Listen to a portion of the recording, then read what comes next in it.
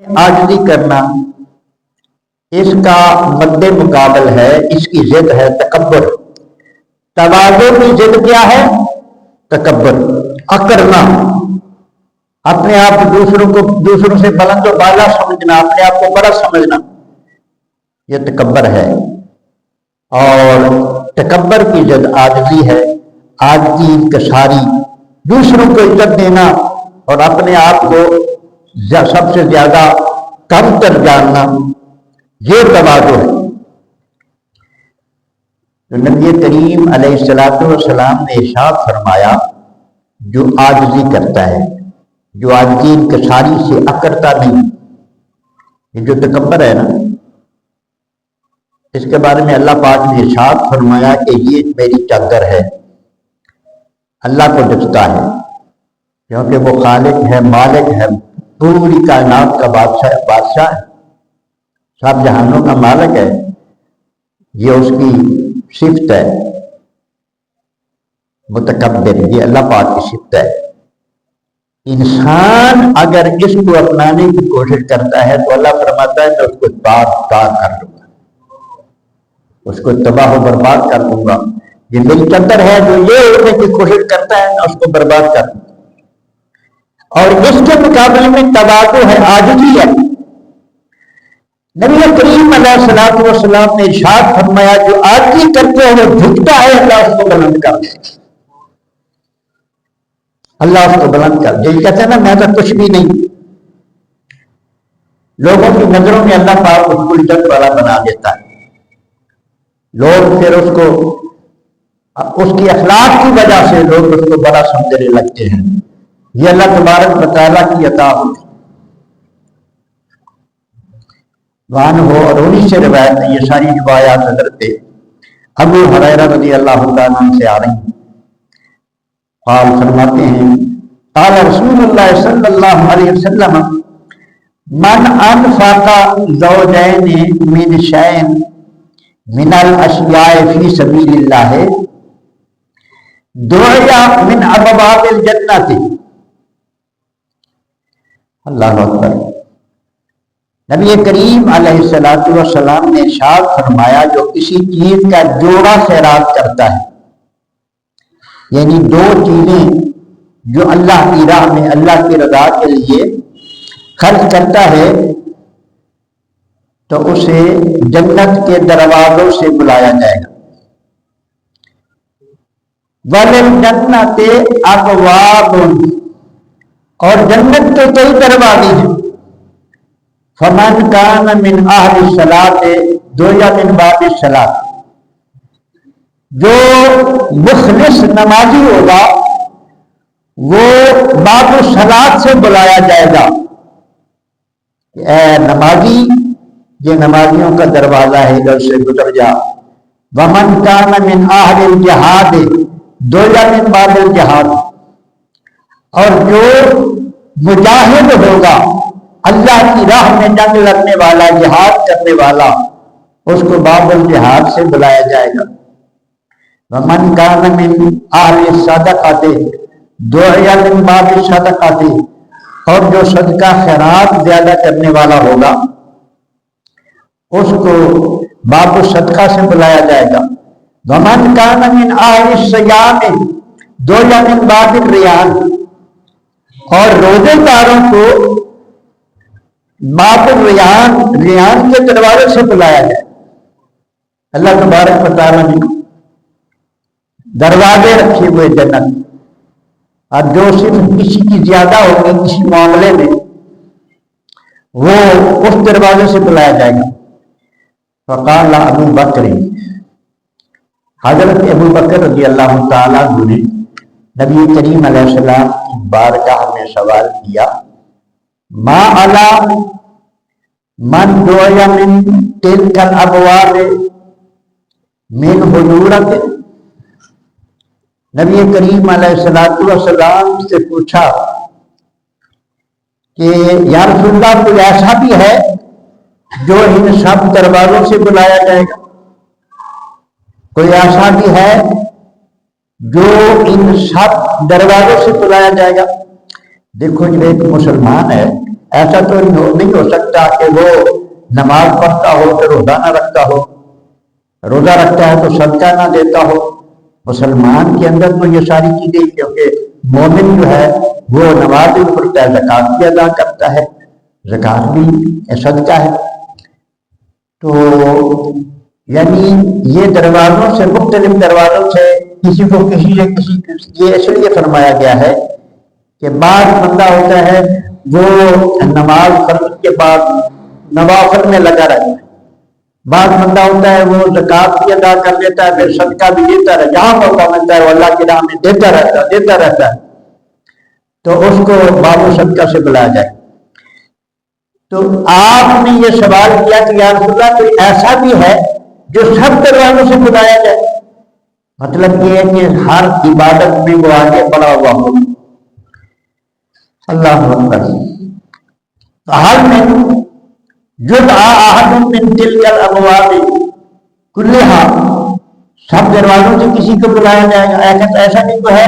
قال نعم، نبی کریم علیہ الصلوۃ والسلام نے فرمایا ہاں ابو بکر ہے۔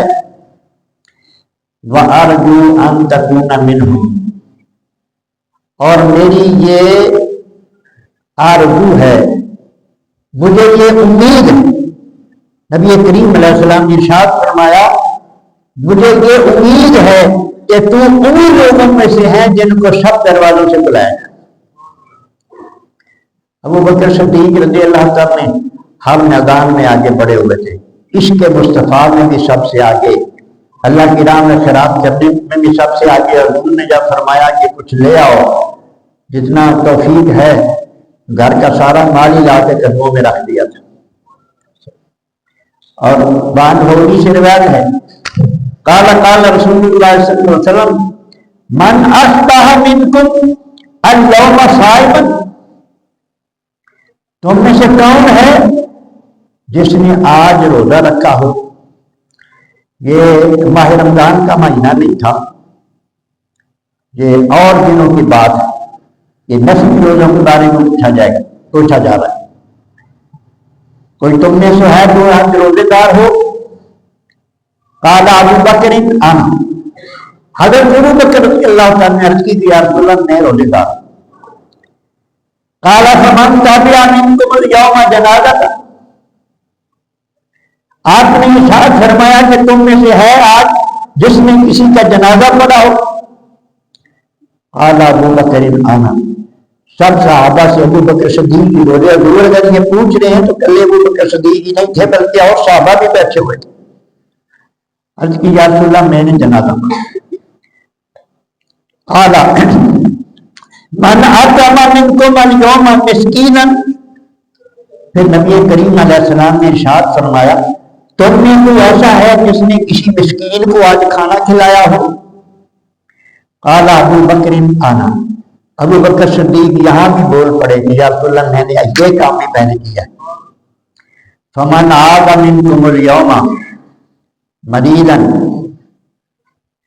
نبی کریم علیہ السلام نے ارشاد فرمایا تم میں کوئی ایسا بھی ہے آج جس نے کسی بیمار کی بیمار پرسی کی ہو، کسی بیمار کی خبر لی ہو۔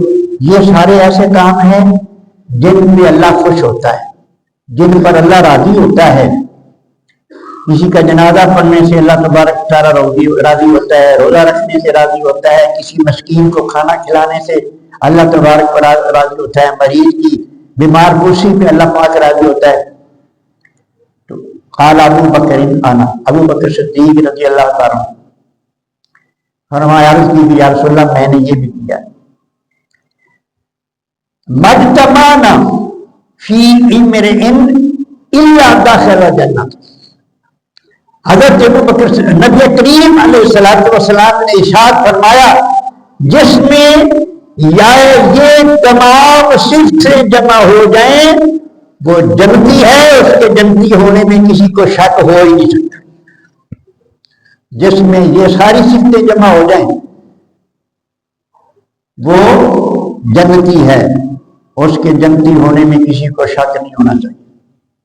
وان اور انہی سے روایت ہے قال رسول اللہ صلی اللہ علیہ وسلم یا نساء المسلمات لا تحقرن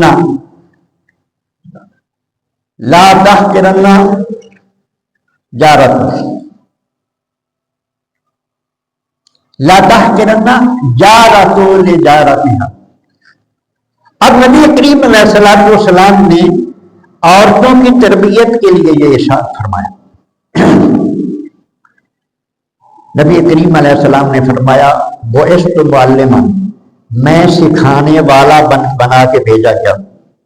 نبی کریم علیہ الصلوۃ والسلام عبادات بھی سکھاتے ہیں، معاملات بھی سکھاتے ہیں۔ یہ معاملات کی بات ہو رہی ہے۔ نبی کریم علیہ السلام نے ارشاد فرمایا اے مسلم خواتین، تم میں سے کوئی بھی اپنی پڑوسن کو حقیر نہ سمجھے۔ یہ جو سوچ ہے نا، یہ خیال اپنے آپ کو بڑا سمجھنا، دوسرے کو حقیر سمجھنا، سب سے بڑا حقیر ہی وہ ہوتا ہے اللہ کی نظر میں جو دوسروں کو حقیر سمجھتا۔ ایک بات بندے کو ذہن میں رکھو، کبھی اپنے آپ کو بندہ دیکھے نا کہ رنگ اچھا ہے، پہننے کے لیے کپڑے بھی خوب ہیں، جیب میں پیسے بھی ہیں، اور دوسرا آدمی جو ہے اس کا رنگ اچھا نہیں، جسامت ٹھیک نہیں، تو اپنے آپ کو سمجھے کہ میں تو بہت اچھا ہوں اور یہ بندہ نہیں ہے، اچھا نہیں ہے۔ اصل میں وہ پاگل ہے، اس کا دماغ خراب ہے، اس کو پتہ ہی نہیں کہ یہ تقسیم کی کس نے، تم نے۔ یہ ہماری جسامت، یہ ہماری جو کچھ ہمارے پاس ہے، کون دعویٰ کر سکتا ہے کہ یہ میری کمائی ہے؟ یہ جو قد و قامت ہے، یہ جو رنگ ہے، یہ کس بندے کی کمائی ہے؟ یہ خالق کائنات کے فیصلے ہیں۔ تو وہ یہ سمجھے کہ یہ جو بندہ دیکھنے میں مجھ سے کم تر لگ رہا ہے، مجھے کم تر لگ رہا ہے، خدا کی نظر میں پتہ نہیں اس کی کیا شان۔ نبی کریم علیہ الصلوۃ والسلام نے ارشاد فرمایا کچھ ایسے بھی لوگ دنیا میں ہیں کہ وہ تمہارے دروازے پہ آ کر کھڑے ہوں تو تم اپنے دروازے پر بھی ان کا کھڑا ہونا گوارا نہ کرو، ان کو دھتکار کو کہ میرے پیچھے ہٹ جا، ہمارے دروازے پہ بھی کھڑا نہ ہو۔ یعنی تمہیں دیکھنے میں حقیر لگے اور تم اپنے دروازے پر کھڑے ہونا بھی ان کا پسند نہ کرو، لیکن اللہ کی بارگاہ میں ان کا اتنا مقام ہوتا ہے کہ اللہ کے بھروسے پر قسم کھا لے تو اللہ پوری کر دیتا ہے۔ ان کی زبان سے نکلے اور اگر نکل جائے نا کہ جاؤ یہ ہو جائے گا تو وہی ہو جائے گا۔ اللہ کی بارگاہ میں ان کا یہ مقام ہوتا ہے۔ تو اس لیے یہاں اللہ پاک نے، چونکہ عورتوں کی یہ بڑی عادت ہے زیادہ حقیر جاننے کی دوسروں کو، لیکن مرد بھی کسی کو حقیر نہ جانے، جو کسی کو حقیر سمجھتا ہے وہ خود ہی بڑا حقیر ہوتا ہے۔ تو ارشاد فرمایا کوئی بھی اپنی پڑوسن کو حقیر نہ جانے، ولو فرسن شاتن۔ اس طرح ارشاد فرمایا کہ کوئی پڑوسن اگر کسی کو تحفہ بھیجتی ہے، اس نے سالن پکایا ہے، وہ سالن اس نے کہا چلو تھوڑا سا پڑوسن کو بھیج دیتے ہیں، اور وہ اتنا ہی بھیج سکتی ہے کہ ایک بکری کی کھری، بکری کی ایک کھری، ایک چھوٹا سا پایا اس نے بھیج دیا ہے، تو وہ اگر کہ لے ایک ہی سانو کر لیا تو سانو کی سمجھا۔ نبی کریم علیہ السلام نے ارشاد فرمایا کہ وہ اگر اس نے بھیج دی ہے تو اس کی دلجوئی کرو، اس کو قبول کرو۔ نبی کریم علیہ السلام ہدیہ قبول فرماتے تھے، تو ارشاد فرمایا کہ عورتیں کسی پڑوسن کو حقیر نہ جانیں۔ وعن جابر رضی اللہ تعالیٰ وحذیفہ قال، یہ دونوں صحابی فرماتے ہیں قال رسول اللہ صلی اللہ علیہ وسلم کل معروف صدقۃ، ہر نیک بات صدقہ ہے۔ آپ نے کسی کو اچھا مشورہ دے دیا ہے، کسی کی دل جوئی کر دی ہے، جو جملے آپ نے بولے نا جس سے کسی کی دل جوئی ہو گئی ہے، کسی کے لیے تعریفی کلمات آپ نے بول دیے ہیں، کسی کو آپ نے نیک مشورہ دے دیا، اچھا مشورہ دے دیا ہے، کسی کے بھلے میں دو جملے کوئی نیکی کا حکم اس کو دے دیا ہے، نبی کریم علیہ السلام نے ارشاد فرمایا کہ یہ سب صدقہ ہے۔ یہ باب و صدقہ شروع کیا ہے، انشاءاللہ بیان جاری رہے گا، وقت ہو گیا۔ اللہ تبارک و تعالی ہمیں عمل کی توفیق عطا فرمائے۔